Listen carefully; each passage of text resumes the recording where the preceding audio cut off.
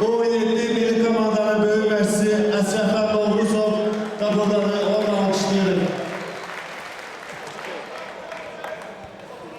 Gəncədə sərbəst güləşin inkişafında böyük rol oynamış Toğrul Əsgərovun şəxsi məşqçisi Elçin Zeynalov qabulları onu alqışlayırıq.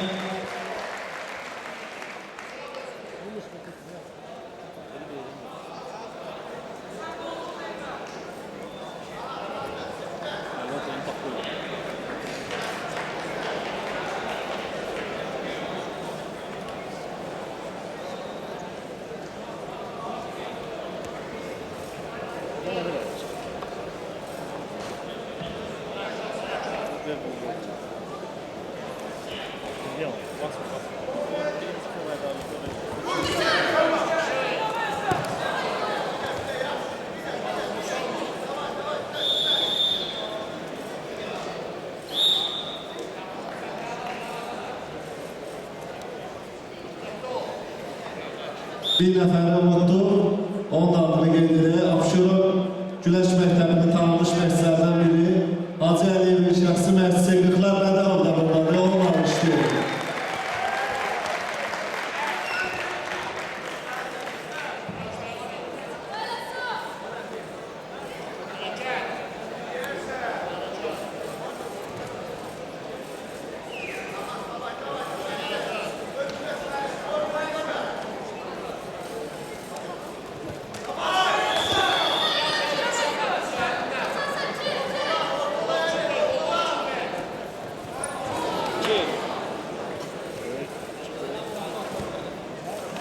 Şey.